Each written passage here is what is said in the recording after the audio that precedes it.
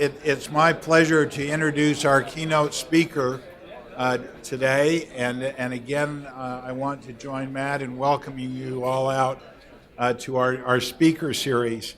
As Matt mentioned, on the book, on the table in front of you is a copy of the book Driven that we hope all of you will take and enjoy. And there's a bookmark from Wealth Management to remind you of today's event. But I thought I'd begin the introduction by reading from the foreword by John Stockton about Larry Miller, where all of this started. And I think it sets the right stage for what we will hear about today.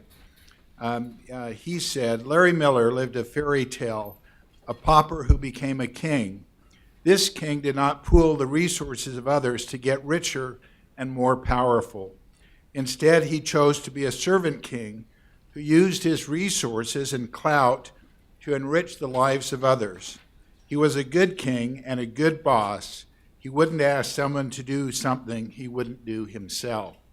And I think that's very telling about the Miller family, about Gail and Greg and their the other children, and about their organization. I just completed reading a book about Cleopatra, and it was interesting to see how they handled succession in their family line of business, where I think Cleopatra, got rid of her father and got rid of her mother. She had her sister locked up. She married at various times two of her brothers and then had both of them poisoned. And so she was the sole survivor to run Egypt. And so it's good to see a family that takes a different approach and that has done so much for the community. But Greg, as you all know, took over this position as a chief executive officer for the Larry H. Miller Companies in July of 2008. But what you may not have known is that he has been in the business since 1979, when he was 13 years old, and Larry and Gail had just opened and purchased their first auto dealership, the Toyota store in Murray. And Greg, at that time, began his career by sweeping floors and working in the parts department. And now the group is one of the nation's 200 largest privately owned companies, and we all interact with it in some way. When you think we drive their cars, we finance their cars through their finance company, we eat at their restaurants, we see our movies at their movie theaters, we enjoy basketball and baseball with their franchises, we go to their retail stores, we watch their TV station, we listen to their radio. It's really a business that reaches into every corner and every part of the fabric of our community here and our lives. And we appreciate so much what they do. But Greg developed an interest in and an appreciation of cars while he was a teenager, and he still owns his first automobile, a 1965 Mustang Fastback.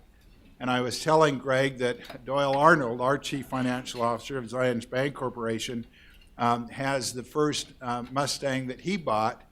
He's restored it. It's a convertible, and when he brings it to the office, everyone is envious of him riding in it. But Greg is also an avid cyclist, a collector of Land Cruisers. He enjoys traveling, and he's passionate not only about the business, but also about his family. So it's a great privilege and pleasure to have Greg here with us today. And I'd just like to introduce him by reading from the Salt Lake Tribune. Maybe some of you saw the article about the Miller family, Greg and Gail, in opening up the new Toyota dealership in Murray. This is where it all started. This was the first Toyota dealership that the Larry and Gail purchased. And this is part of a $100 million project that will include several dealerships there. But let me just read you what they said.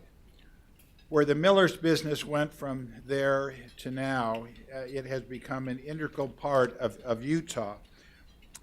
More than 50 car dealerships, a pro basketball team, its 19,000-seat arena, a baseball team and a stadium, a motor sports park, television and radio stations, movie theaters, restaurants, retail stores, lending and insurance companies, an advertising agency, and a catering service. And it's really quite remarkable. I was out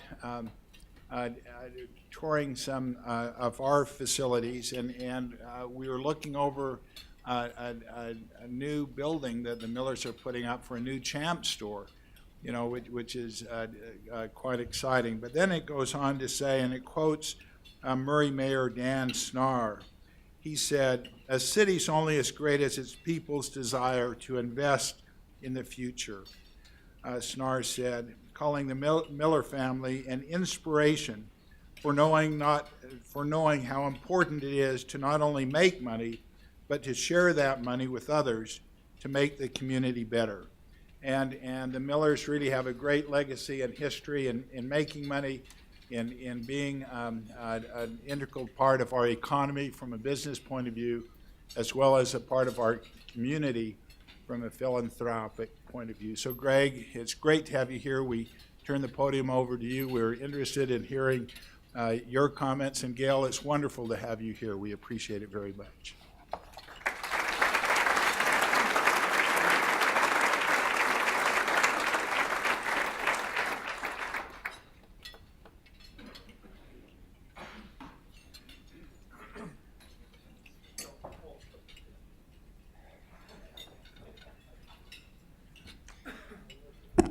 Well, thank you, Scott, and thanks, Matt. And I think the first thing I want to do is just publicly express gratitude for all of the friends that we have at ZionsBank and for the wonderful support that they've given our family and our businesses over the years. They are without question one of, if not the most important relationships that we have. And my dad said many times when he was still with us that if it weren't for ZionsBank and their loyalty to us, we wouldn't be who and what we are today. So, Scott, thank you for that. I understand that you've heard from a publisher, from a senator, from an author and philanthropist, and from a recently drafted professional athlete. Today you're going to get to hear from a used car guy. So hopefully it'll be worth your while. What I thought I'd do is break my comments into two parts. The first part being some questions that were part of the invitation I received to speak as kind of thought starters. And then the second half will be some remarks that I gave to a group of Toyota dealers on a similar subject last week in Las Vegas on the subject of succession and transfer of family business. And I'd be happy, if there's time at the end, I'd be happy to field any questions that you'd care to ask. Certainly, I do not profess to have all the answers, but I'm willing to field any questions that you may have. Little background on me, I'm 45 years old. I'm the oldest of 5 kids, 4 boys and a girl. My sister's 4th in the lineup. All of the boys work in the family business. We all have an office at our headquarters, and we all get along really well for the most part. My sister Karen is not involved with the business, but she is involved with our family foundation. And of course, my mom is still involved in the business. She's very visible. In the business, and I may touch on that more in a minute. I've been married to my wonderful wife Heidi for 25 years, and I'm pleased at every opportunity I get to report that I still have my first car and my first wife. And Heidi and I have been blessed with 6 wonderful children, 3 sons and 3 daughters, and the 2 oldest are daughters, both of whom are married, and they have both, with their husbands, given us grandchildren. So we have a granddaughter named Eloise who just turned 1, and a grandson his name is Cruz, and he's about 3 months old. I began working in the business when I was 13 years old. And since then, I've had opportunities to work in almost every division within the Larry H. Miller Group of companies, which has really been a blessing to me and served me well in my capacity now as CEO. As most of you know, my dad developed type 2 diabetes sometime in the 90s. Then he had a heart attack in June of 2008 and passed away in February of 2009. I became CEO of the family business almost 3 years ago. It was July 16th, 2008. And I got to tell you, it's been a great job. I've never enjoyed working more. And I've had a lot of really good jobs, and almost every job I've had, I've been able to say that about. But this one is really a cool job, and I do love it, in spite of days when we have to trade our star point guard and we lose our long-tenured head coach, which are tough days. But but I do love my job. As far as the family business, we have developed terms 1.0, 2.0, 3.0 to describe the generations in our family. My mom and dad are Miller 1.0, my brothers and I are Miller 2.0, and my kids and nieces and nephews are Miller 3.0, which will probably make things a little easier as I go forward and talk about a few things. I should mention, just quickly, I'll go into a little more detail on my brothers. My brother Roger, who's next in age to me, works in our IT department. Next to him is Steve, who today's his 40th birthday. Steve oversees all of the inventory, new and used inventory in our car dealerships, as well as oversees the Tour of Utah, which is a really cool bike race that Zions is the presenting sponsor of. And then my youngest brother, Brian, is the assistant general manager at Miller Motorsports Park. We also have several nieces and nephews working in the theaters, and we've had them working in fans. I've got two sons-in-law that are currently working in the business. One is a sales manager at our Ford store in Provo, and the other is a salesperson at our Toyota store in Murray. So that's a little bit of background on the family, and what I'd like to do now is address some of the questions that were in the invitation that I received. And the first one is, are you similar to your father in running the businesses? And the answer is yes and no. I'd like to think that we're similar in terms of our commitment to protecting and growing the resource base and to facilitating opportunities for personal growth among our employees and partners, and for our commitment to excellence. But there are a lot of ways that we're very different. For example, my dad was a classic entrepreneur. Every single thing that happened in our organization eventually touched him.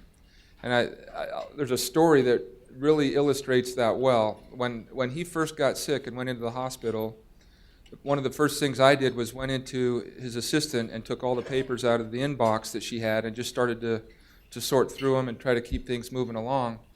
And I've still got the memo that was in there that came from the director of security at Jordan Commons that was a report back to my dad about something my dad evidently was quite interested in. And it was, he wanted to know who was buying tokens at the arcade at Jordan Commons for 25 cents and taking them over to the track station and buying a $2.50 train ride downtown with them. And that exemplifies the amount of detail that my dad dealt with. And I've learned that there's no way that I don't have the capacity to deal at that level and still manage all the big stuff. So I'm far more collaborative and far more delegatory, if that's a word. I delegate a lot more than my dad does. And that has served us very well. And to me, I feel like we've been able to not only tap into the energy of so many wonderful people in our organization and extract more from them, but we also have a lot of good ideas that I believe were previously not necessarily invited to come to the surface.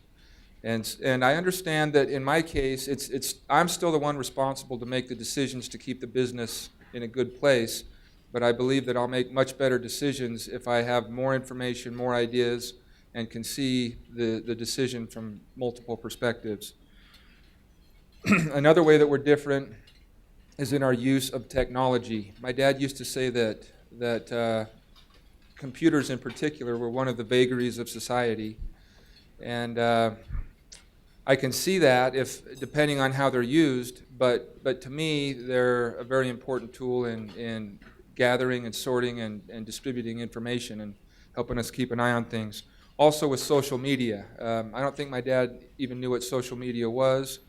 I believe that it's still an emerging resource that, if properly utilized, can really help deliver messages when and where they need to be delivered to help develop an image or a reputation. Another thing that I think differentiates my dad from me is that he was one who was he had a lot of patience in a lot of ways. Now, some of you who knew him may laugh when I say that, but he was willing to go a long time with an underperforming asset or an underperforming employee. And one of the things that I've done, probably more out of necessity than by choice, is taking a hard look at every part and every corner of our organization. And if there's an employee who's not carrying their weight, we try to add more to them, give them more responsibility, or in several cases we've just had to make the tough decision to let them go. The same thing applies with our operations. I can remember one time driving downtown with my dad in the car. He was on the phone talking to probably our president of the automotive side at the time, talking about his frustration at the lack of profitability of one of our dealerships that had been struggling since we bought it 10 or 12 years previously. When he hung up the phone, I said, "Dad, why don't we just get rid of that store? We've had it for 10 or 12 years. We've had a lot of good GMs trying to fix it. We've had it in 2 or 3 locations, and we just haven't been able to turn it around." And he looked at me and said, "Greg, we bought them to run them, not to sell them." And I thought, well, he's a lot smarter than I am. Maybe there's something there that's lost on me. Well, here we are 15 years later, and the store's still struggling with more GMs and a new building and everything. So we decided to sell the store, and the dealer that we sold it to actually made a fair amount of money in that store in his 3rd month, which he and I are friends, and he was pleased to tell me that, and I was tickled to hear it because everybody won. We got rid of what we considered to be a boat anchor. He had an opportunity to expand his portfolio, and so that's something that my dad had a hard time doing, but I guess maybe I'm just a little less emotionally attached to him than he was. And then the other thing that I think is different about us is the structure of our schedules. I tend to probably overschedule myself and fill almost every minute of every day in advance, where my dad was very reluctant to let anybody pin him down on a schedule. He just wanted to be able to move quick and easy and do whatever he wanted and not be obligated. And so to me, what I've learned is that there's more than one way to run a business. And I want to make it very clear that I have enormous respect for my dad, and that there is absolutely no doubt in my mind that there's no way I could have done what he did. I don't have his willpower. I don't have his commitment to just bust down any wall that comes in front of me. And I'm not willing to put in 80-hour weeks for 16 years like he did. But the good news is that he did that so that there's the platform in place, and I can still have a nice life and have a good job, but I have the opportunity to be with my kids and my family in very large part because of the sacrifice that he made while I was growing up. So he knew that there would be different ways, and he knew that I would run the business differently than he did, and at the end he was okay with that. I think he was at peace with that before he died. The next question, how much pressure do you feel to build the business rather than to maintain the business? As I said, my dad built a wonderful, strong, healthy organization, and I believe because of the strength that it had when he died, it would be very hard to break it. My goal is to preserve the best of what he built and add to it when appropriate opportunities come along. And I believe that growth in a company or in a person is a natural outcome of proper management and sound decision making. So hopefully, in the not too distant future, we're going to have an opportunity to really accelerate our growth because of some debt that we'll have retired, and just other circumstances that will come about. And I think that that we're going to have a lot of fun the next few years with the growth. And then the growth that we will pursue will be growth in areas that we're good at, that we understand, particularly car dealerships. But there are other businesses that I think are interesting that if properly established and run will help fortify the businesses that we're already in. For example, Scott mentioned that we're building some convenience stores in the south end of the valley. That's not a business that on the surface would appear to do anything to complement businesses we're in, but when you look at how many people move through those stores over the course of a month or a year, there's a lot of opportunity to promote other things. So I'm thinking that we're going to be able to sell tickets to our venues, whether it's at the arena or Spring Mobile Ballpark or at our theaters, and perhaps we'll even do some promotion of some of our dealerships there. So hopefully in the long run it'll help augment the businesses that we're in.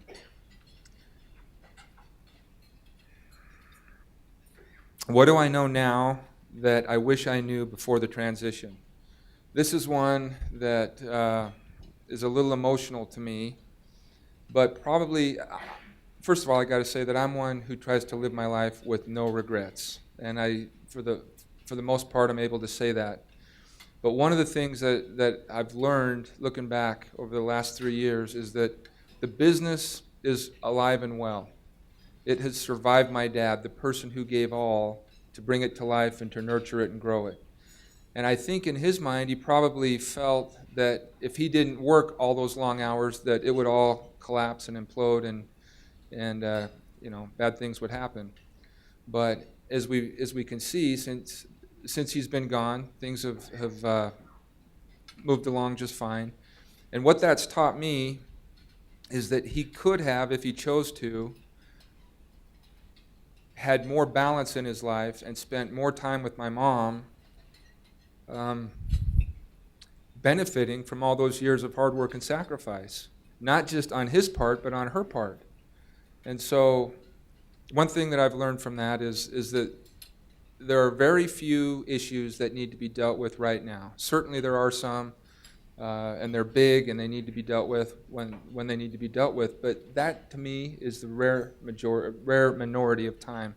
And most of the time, those dragons will be there waiting for us tomorrow, after we go to our kids' ball game or our daughter's dance recital or whatever. And so I've tried to just pace myself and not create circumstances where I find myself in that same situation. That is one of the few regrets that I have. What has been your approach during the general economic difficulties? The first thing we did was we tried to reduce and simplify, and I used the phrase, we need to identify what we do best and do more of it, which in the case of our family business is to sell cars and related products and services, and to sell, hopefully, quality entertainment experiences. And so we did away with a few things that didn't fall into those categories. For example, the Mayans. Some of you probably know about that restaurant down on 94 South. That was a great big money pit. We were losing $2 or $3 million a year, depending on the year, and I just made the decision we're going to close this one. We're going to be landlords now and let somebody who understands the restaurant industry run this facility, run this operation, and we're going to collect a check. Even if it was a very small check, it would be a much better situation for us than losing millions of dollars a year. So we did a few other things like that, and then we eliminated all unnecessary expense, mostly personnel expense. We reined in our inventory, basically cut our new car inventory in half, and our used car inventory has always been very clean. I was surprised to see how unclean our new car inventory was, but we got those reined in. In an organization as big as ours, that adds up to millions of dollars a year in flooring. Excuse me. And then we sold off or closed a lot of our low-income or non-performing assets. So we just kind of hunkered down. We wound up cutting about $30 million a year worth of fat out of our business in 2009. And then we just kind of settled in at that level and adjusted our businesses to the level of, adjusted our operations to the level of business we had, not what we wished we had. And we've been operating in that mode, and we've seen just a little bit of a lift in the economy the last 6 months or so. And I hope we've seen the worst of it, but I think we're going to be okay. So that was the essence of the questions that were in the invitation. Now, if it's all right, I'm going to take just a second and share some of the things that that worked well. This is more along the lines of succession planning. During the time that I ran car dealerships, I was a general manager from 1997 until 2005. I ran Stockton to Malone Honda and Larry Miller Toyota in Murray. And during that time, my dad said to me on 3 different occasions, "You running a car dealership is a luxury this family and this organization can't afford." And what I think he meant by that was, you got to quit goofing off doing that easy stuff and get up here with me and let me teach you the ropes of how to transition to power. And I really didn't want to do that because I had a really good thing going. I told you I loved my jobs, and I really loved running that Toyota store in Murray. And so anyway, as was the case most often, my dad won the argument, and I wound up leaving that job and came up to work with him on August 17th, 2005, I think it was. And I got to tell you that next year was the most painful, miserable year of my work life ever. And the reason is because my dad refused to give me anything to sink my teeth into. And the analogy that I use is, if I wanted to learn how to be a really good guitarist, I happen to think Eddie Van Halen is a really good guitarist, and if I was able to convince Eddie to teach me how to play guitar, he'd say, "Yeah, come on over to my house, and I'll teach you how to play." So I show up the next day, and he says, "Here's a guitar. Here's the body. Here's the neck. Here's the frets, the strings, and this is how you play an E chord, and this is how you play this song," and just showing me some different things. And I'd say, "Okay, great. Now let me try." And he would say, "No, no, no, no, no. You can't touch the guitar. You just sit in that chair for 10 hours a day and watch me play, and eventually you'll learn." That's what it was like working with my dad for that year. And it finally got to the point where I just said, "Listen, Dad, this is your business. I respect that. I understand that. Whatever you want to happen is what will happen. No problem from me. But I've got certain things that are important to me that I need to do for my own well-being. And if you don't feel comfortable with my ability to manage, or you don't feel like there's room for me in your business, or you don't want me, I'm okay with any of it. All I want is for you to tell me, so then I can do my own thing, because I'm not getting any younger. And if I'm going to go take on a bunch of debt to start my own company or whatever, the sooner I start, the sooner I finish, and I'd like to get going." And so that was, to me, that was a very pivotal moment in my career, and I hope in my relationship with my dad. And at that point, I think the light went on for him, and he did give me some more meaningful assignments. Although well, we'll just leave it at that. It was a step in the right direction. It was a big step in the right direction. So then the next thing that didn't work so well is, when my dad was dying, he had the wisdom and foresight to help assemble a team that's called the advisory board. And that comprises of people many of you probably know. Randy Rigby on the sports and entertainment side, along with Bob Hyde. On the automotive side, it was Tony Schnurr and Clark Whitworth. And then we had an attorney and an outside CPA. And of course, my 3 brothers and I were on it. Steve Starks was on it. Jay Francis was on it. So that's our advisory board. And I think my dad's intent was for that group of people to help keep me out of trouble and not mess up his life's work. So at that point, we were meeting on a weekly basis.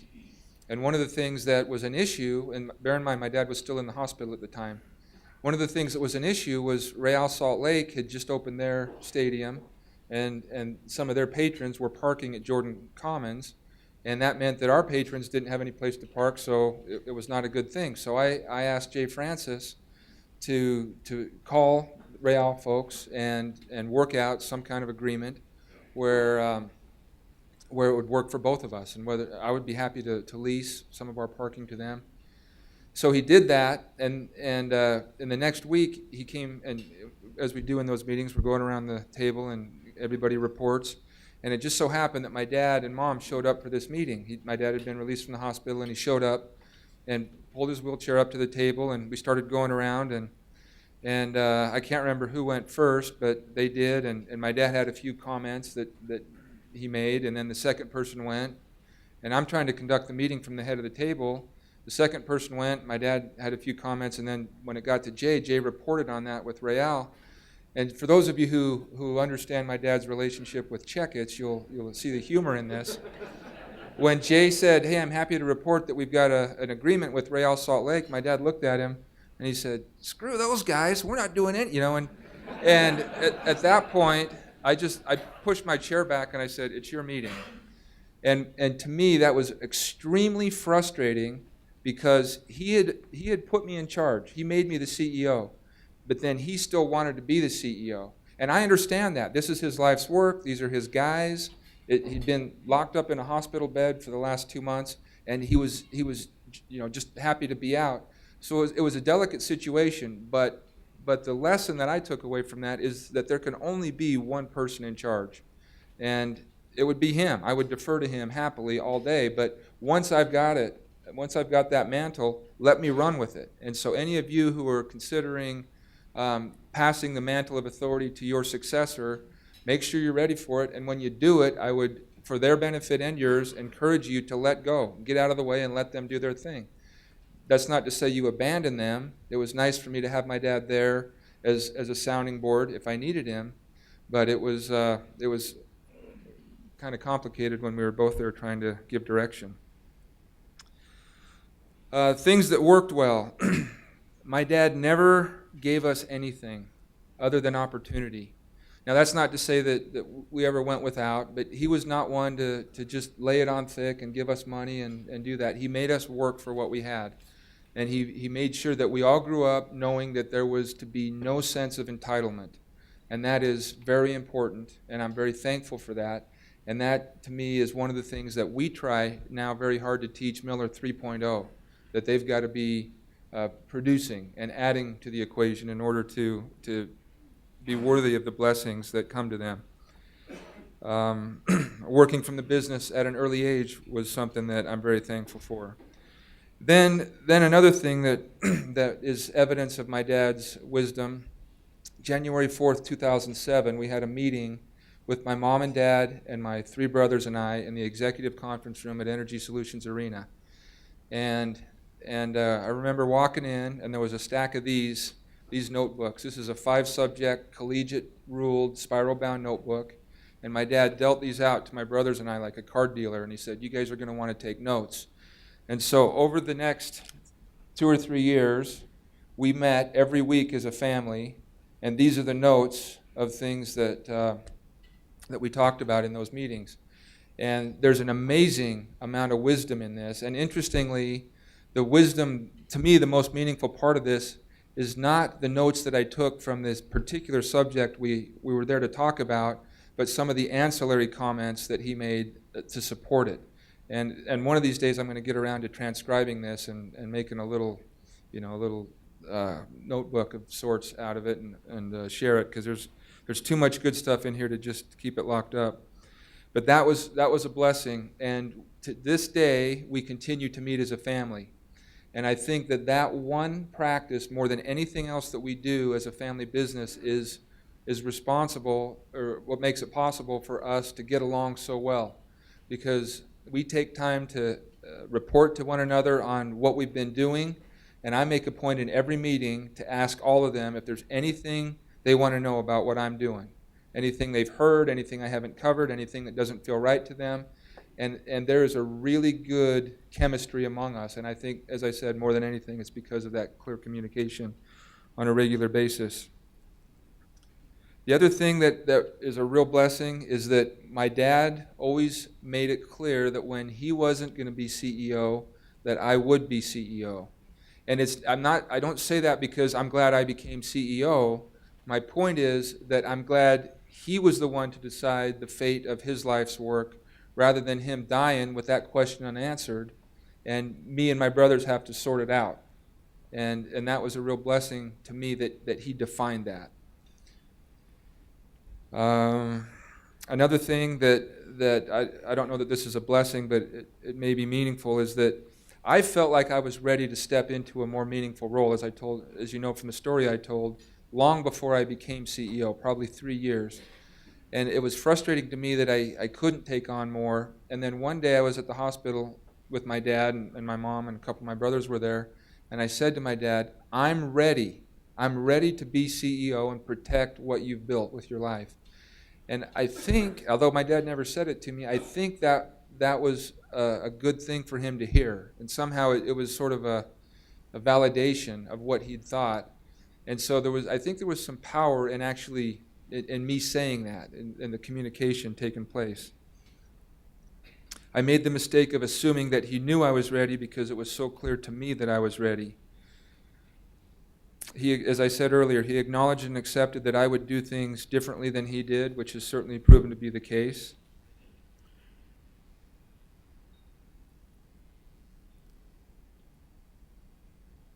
One thing about the next generation, about 3.0, up until a couple of years ago, it wasn't very important to me whether my nieces and nephews and sons and daughters worked in the business or they wanted to go do something else. I thought, that's up to them. They can do whatever they want.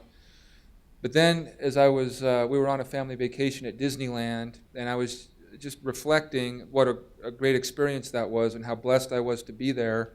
And those thoughts usually lead to feelings of gratitude for my parents and the sacrifices they made that, again, allowed me to be there. And I thought, I wonder if my kids and the sons-in-law feel the same way. And so I thought about that all afternoon, and that night at dinner, I actually expressed to my kids that if they're going to be members of the family and partake of the blessings that come from being part of the family, then they need to do their part to perpetuate it and add to it. They can't just take, they've got to add value. And so I've encouraged them to be a part of that, and as I said, many of them are responding and making productive contributions to the overall effort. Okay, I think I'll wrap it up right there and open it up. Do we have time for Q&A? Okay. Any questions?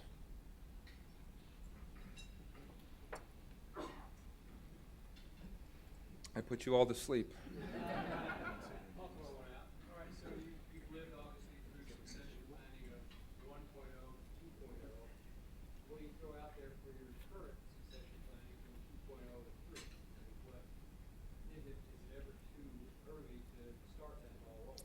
Could you all hear the question over here?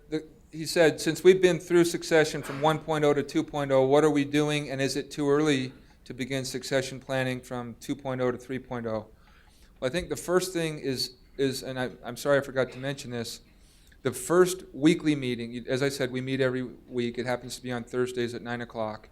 The first Thursday of the month, we invite 3.0 to attend that meeting. And so they see real-world issues. We don't disguise the names or the dollar amounts. They see real issues, and so I think that's very enlightening. Then I try to spend time with them. For example, my two sons-in-law, I just started last week, but I'm going to be, after that meeting, I'll take them to lunch, and I've encouraged them to keep a file, a running list of questions they have for me that come from their daily work experience. So when we sit down on that monthly lunch meeting, I can say, well, this is what I would have advised you to do. And so I hope that's real pragmatic. As far as any of the big picture ownership, transition, or anything real heavy like that, we haven't put a lot of thought into that yet because we're just on the tail end of our first chapter. And hopefully we've got another 10 or 15 years before we turn the page into the next chapter.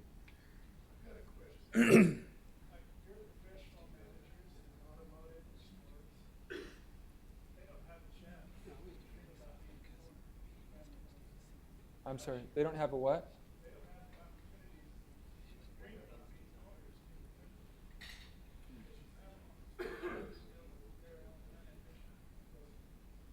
Okay, the question is how, correct me if this is wrong, but how do we motivate our high-level managers if there's not an opportunity for them to have ownership because it's a family-owned business?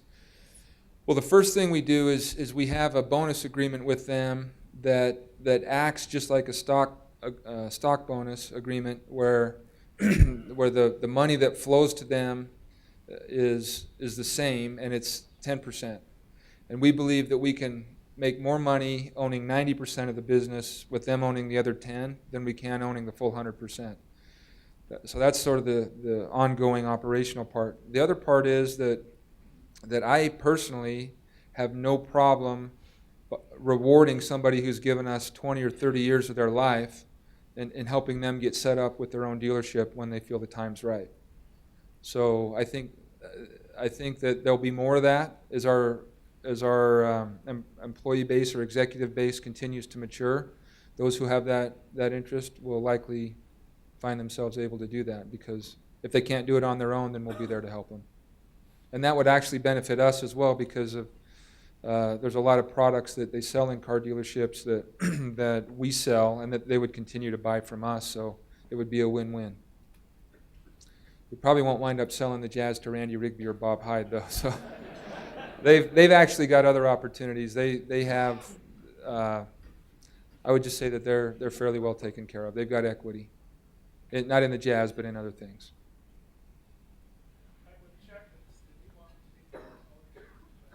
Yes, Dave Checketts did want to be part owner of the Jazz, and I believe that's ultimately why he decided to pursue opportunity elsewhere.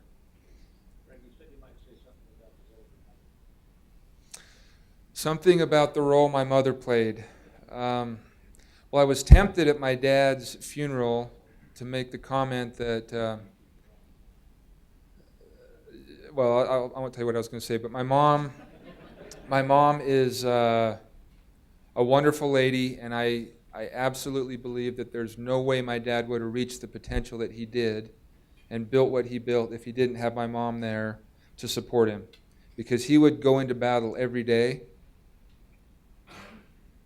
And he would just come home dragging, and she would somehow nurse him back to health, put him back together, and send him back out the next day to do it again. And if not for her, I mean, I think she personally is responsible for prolonging his life 3 or 4, maybe 5 years, just because she was a 24-hour caretaker. But more than a physical caretaker, she was an emotional caretaker, and she kept the kids out of jail and everything, while my dad was busy working. So to me, she deserves at least 50% of the credit for what the Larry Miller Group is. Steve. Speaking of the Jazz, I was curious to hear some of your thoughts on your draft picks and what you see as the future. Thoughts on my draft picks and the future of the Jazz team. Okay, is there any media here? Okay, well, I'll give you your media. Okay, that's going to really clip my wings on the. I will say this.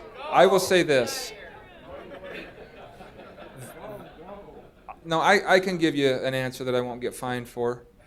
I'm very encouraged by our picks. I think we got the players that we wanted, and they're going to help our team be better. And as far as the team itself, I am as excited as I've ever been about the opportunities, in plural, that lie ahead of us. We've got a lot of flexibility. We've got a lot of great young players under contract. We've got a lot of youth. We've got a great coach. We've got all that new stuff, that fresh young stuff.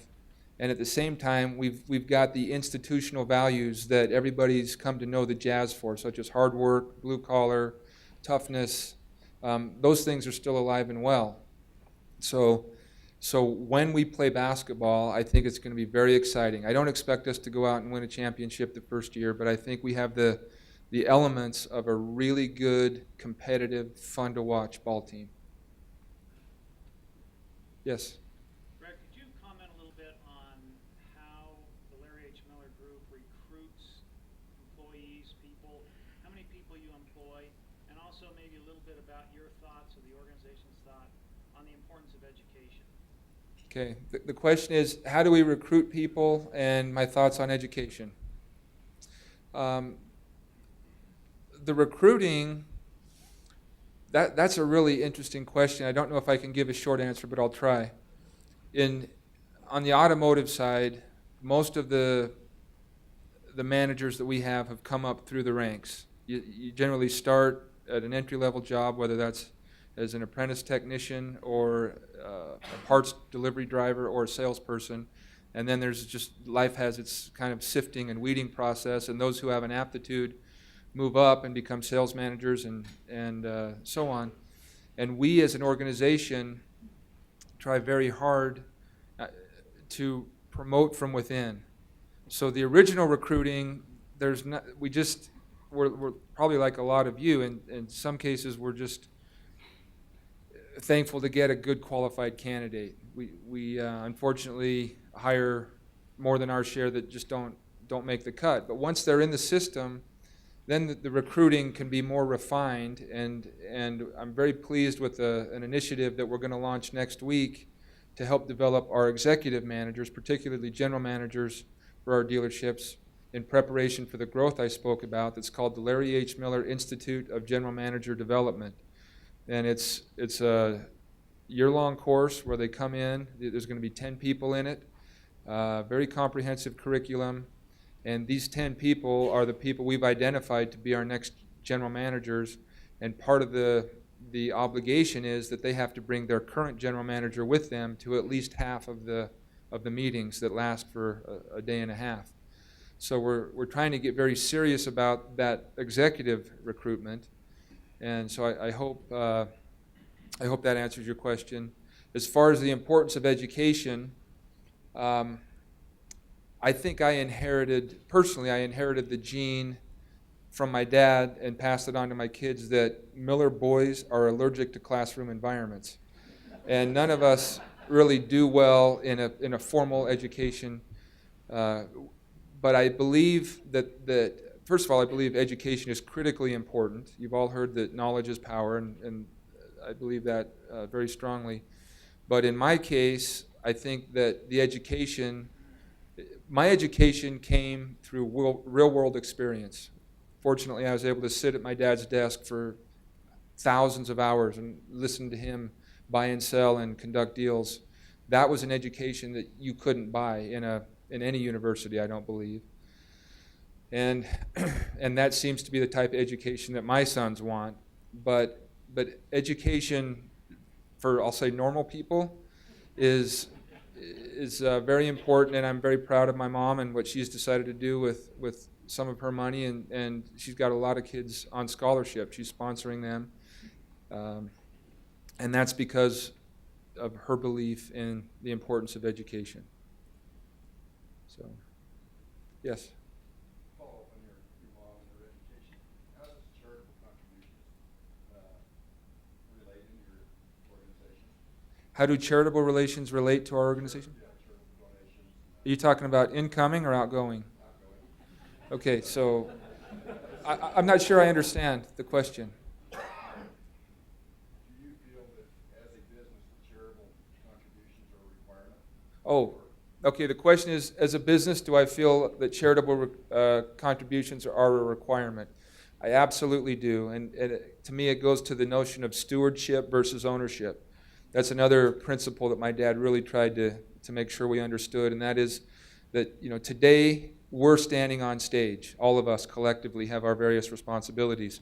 We came after somebody else in most cases, and one day we'll step off the stage and somebody else will follow us. So we're all just kind of here on borrowed time.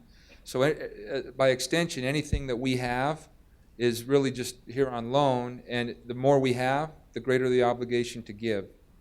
And so that's as simple as I can put it.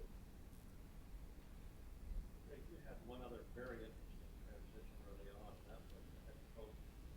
I think it was surprising to notice that he resigned so quickly, and you immediately appointed a replacement, unlike others who have put somebody in on a temporary basis. How did you prepare for that?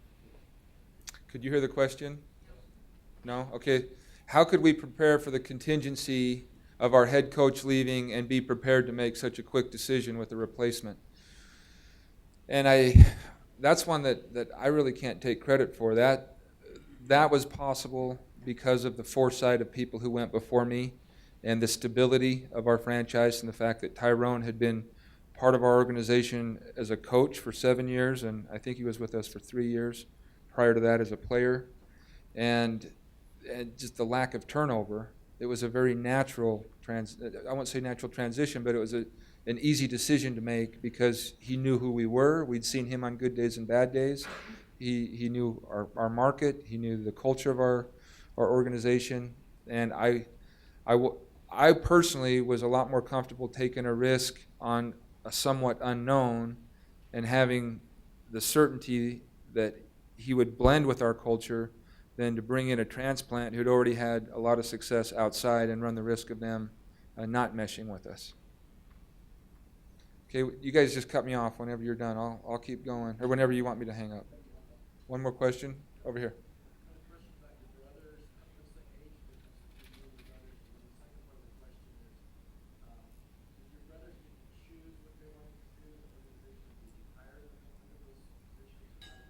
Okay, the question is the age of my brothers, and did they get to choose what they wanted to do, or did somebody hire them into their roles? I'm 45, Roger is 43, Steve is 40, and Brian is probably 37? No, he's 34 because he's 11 years younger than me. So we've got 11 years, and fortunately, they're all doing what they chose to do. That's one of the neat things about our business is it's big enough that there's a lot of opportunity. And I think to a person, we've all kind of settled into what we're good at and what we like. So we're fortunate that way. Okay, well, if that's all the time we've got, let me just share a couple of closing thoughts. Relative to succession, if I could share some thoughts for your consideration. Number one, define what you can while you can. You always have the opportunity to modify it, but the more you do now to define those things, the less speculation there's likely to be in your absence, the less bickering among family members, the less imposition of the government's will, and the more your life's work is going to be protected in the hands of people that you choose and love. And that's really it. So with that, I'll thank you for your time, and thank you, Scott, for having me.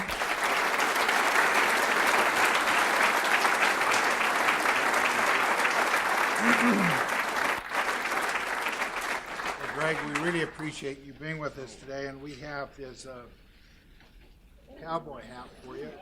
We hope it fits. If not, we can change it or shrink it or expand it. But you've been such a great example and role model, and we appreciate your comments, and we appreciate what you and your family do for our community. Well, thank you. Thanks for the hat. It's really cool. I love it. I love that. And thank you so much for being with us today. We hope you enjoyed it, and we hope to see you again at our next speaker series. And Gail, thank you for coming. We appreciate it.